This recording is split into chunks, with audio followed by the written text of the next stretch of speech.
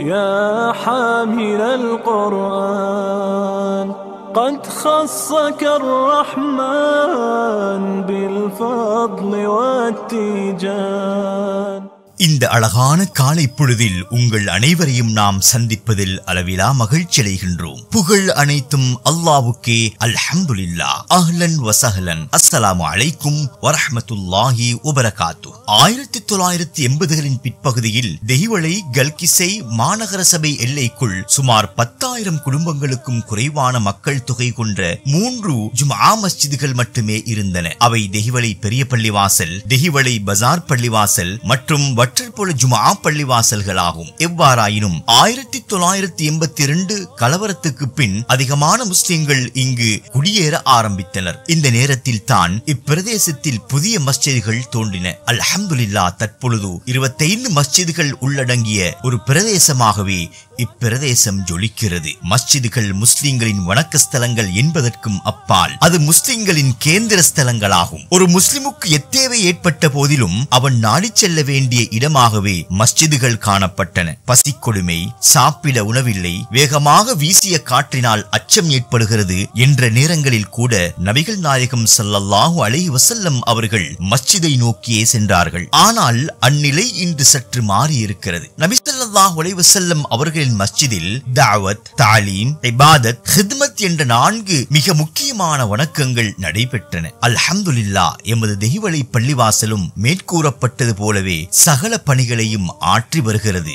ஜகாத், கல்வி, வாழ்வாதாரம், அனர்த்த நிவாரணம், கூட்டு உல்கியா, விதவைகள், அனாதரவான பெற்றோர்கள், வயோதிபர்கள், இளைஞர்கள் மற்றும் அனாதைகள் பராமரிப்பு, சகவாழ்வு, நல்லிணக்கம் மற்றும் சமாதான செயற்பாடுகள் என பாரிய பல செயற்பாடுகளை எமது மஸ்ஜித் செய்து வருகிறது. புகழ் அனைத்தும் அல்லாஹ்வுக்கே. அல்ஹம்துலில்லாஹ்.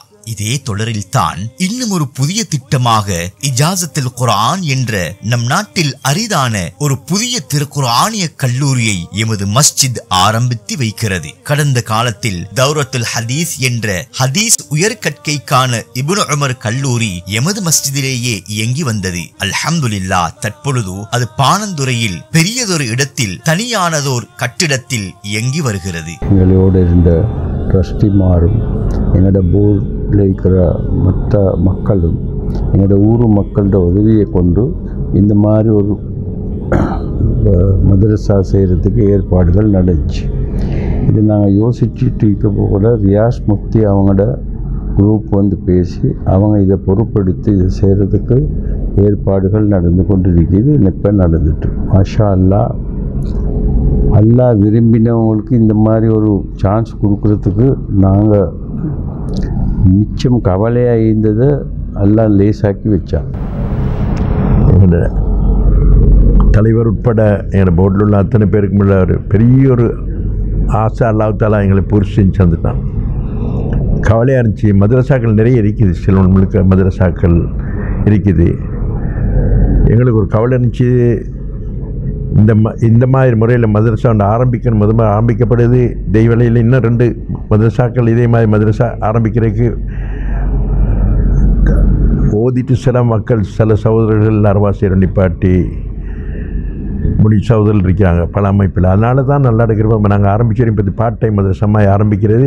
இஜாசத்துல் குர்ஆன். இஜாசத்துல் குர்ஆன் என்பது அல் குர்ஆனை மற்றவர்களுக்கு சனது வரிசைப்படி ஓதி கொடுப்பதற்கு அனுமதி வழங்குதல் என்பதாகும். அதாவது திருக்குர்ஆனை அல்லாஹ்விடம் இருந்து ஜிப்ரீல் அலைஹிஸ்ஸலாம் அவர்கள் ஊடாக இடைவிடாது ஆசான் வரையிலான சனது வரிசைப்படி திருக்குர்ஆனை கற்றுக்கொள்வதாகும். திருக்குர்ஆனின் பல அறிவிப்பாளர் வரிசைகளில் ஒன்று கீழ் வருமாறு அமையும். அல்லாஹு தஆலாவிடம் இருந்து ஜிப்ரீல் அலைஹிஸ்ஸலாம் அவர்களும், ஜிப்ரீல் அலைஹிஸ்ஸலாம் அவர்களிடம் இருந்து ரசூலுல்லாஹி ஸல்லல்லாஹு அலைஹி வஸல்லம் அவர்களும், ரசூலுல்லாஹி ஸல்லல்லாஹு அலைஹி வஸல்லம் அவர்களிடம் இருந்து ஸைத் பின் சாபித் ரலியல்லாஹு அன்ஹு அவர்களும், ஸைத் பின் சாபித் ரலியல்லாஹு அன்ஹு அவர்களிடம் இருந்து அப்துல்லாஹ் பின் அப்பாஸ் ரலியல்லாஹு அன்ஹு அவர்களும், அப்துல்லாஹ் பின் அப்பாஸ் ரலியல்லாஹு அன்ஹு அவர்களிடம் இருந்து அவர்களிடமிருந்து அபூ ஜாஃபர் யஸீத் அவர்களும் அபூ ஜாஃபர் யஸீத் அவர்களிடமிருந்து நாஃபி பின் அப்துர் ரஹ்மான் பின் அபி நஈம் அவர்களும் நாஃபி பின் அப்துர் ரஹ்மான் பின் அபி நஈம் அவர்களிடமிருந்து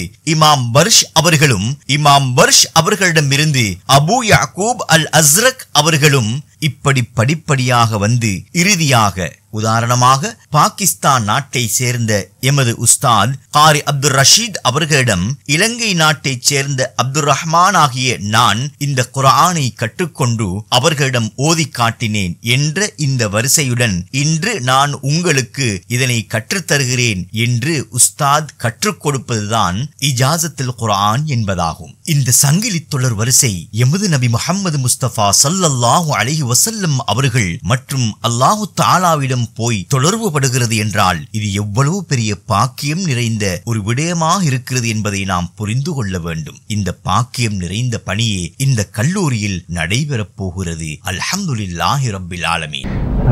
In part of has been doing first time jobs many times. So Ibn Umar was started here similarly. This madrasa has commenced, and I think it's going to be of enormous benefit for Hafiz and Alims for them to come and repeat their lessons. And also I am so pleased to know that this they will learn the chain of recital from the person whom the ustad whom they learn up to Prophet sallallahu alaihi wasallam and Jibril alayhi salam and to Almighty Allah. So I am so happy that the Hivala Grand Mosque is part of it.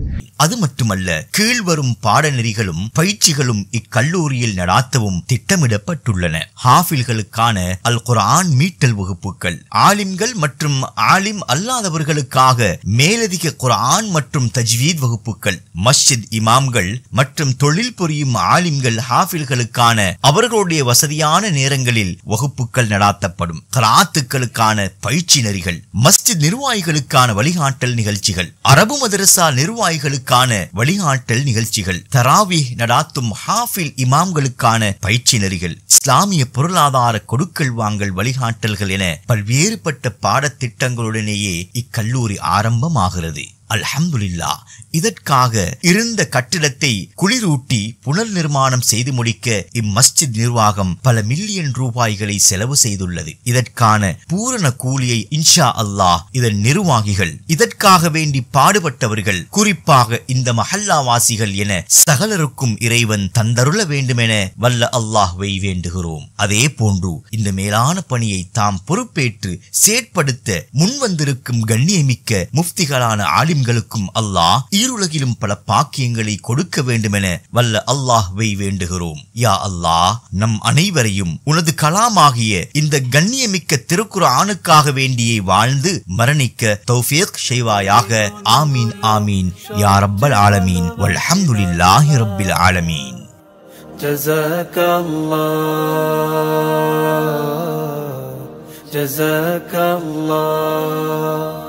جزاك الله جزاك الله جزاك الله.